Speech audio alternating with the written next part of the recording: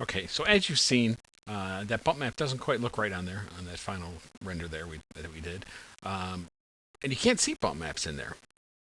Okay, so here's how we're going to fix this. We're gonna actually just copy the selected layer for right now, and we're going to go over here to the surface editor and go to the texture for the bevels, and we're going to add. Actually, sorry, we're going to paste and add to layers. Okay, and the reason I'm doing that is because now I can actually see this.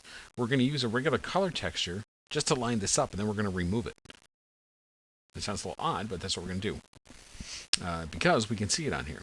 So for this thing, what we really need to do is keep the height repeat on. That's very important. And we want it to wrap about 4 times. It's a square image, so it's going to fit around there about 4 times. Okay. The other thing I want to do is just scale it down. And with the repeat on, I'm going to be able to see the next one behind it. Give that a second to catch up.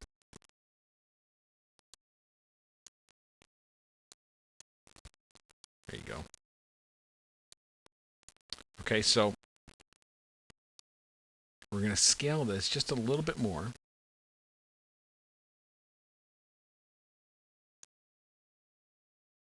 And as it's drawing, it's just a little bit slower. And then we can go to position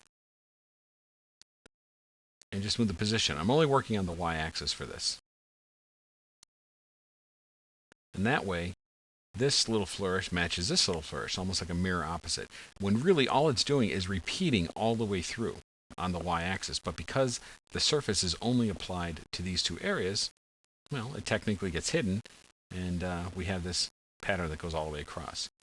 Okay, so from here, you'll copy this selected layer, and then I'm actually going to delete it, keeping that turbulence from before, and make sure we hit Use Texture, because we don't need the color texture on there. We just want to use that so we can see it. So then we open up the bump texture down here at the bottom.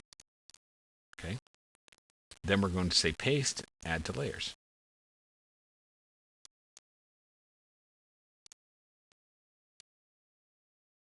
And let's just replace it just to make sure. Okay. So from here, if I do a quick render, let me see if my camera still has my, yeah, it does. Just make sure I didn't move my camera too much. Now you can see that that lines up better, but it's still kind of hard to see. There's a couple of reasons for that. Number one is the amplitude, which is the amount of the bump. Also our anti-aliasing for the camera.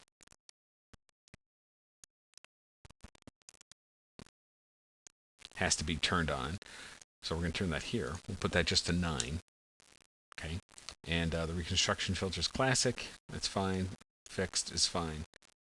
Okay. And let's press an F9 again. So as we get closer with anti-aliasing, you can see that in there. Now, it's just going in, right? It's not quite looking like much of anything. So back to the surface editor. Select the bevels. Here's the bump map. Okay.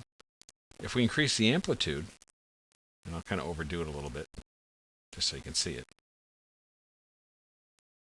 Just like we had done with transparency maps on the other projects, black and white areas affect whatever they're applied to. So in this case, the black area is holding back, the white area is bumping, just the way the white area showed more transparency. Same idea here. So for this, we want to come in here to texture and we want to invert, because we want that white area to actually not bump. We want the black area to bump out. And there you can see that it's bumping out right from just those areas. Now, it's still not very visible, all right?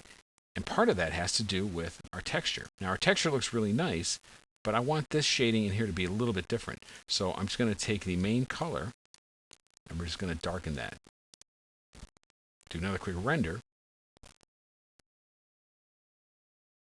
Okay.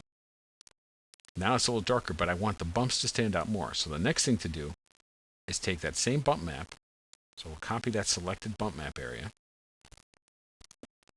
Go to Diffuse and apply texture. Paste, replace selected layer.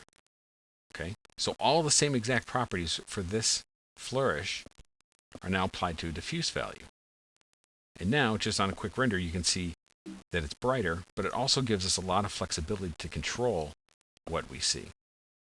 Okay, so let me move on to the next video, and I'll show you how you can pull away some of this black and explain how that diffuse texture works a little bit better.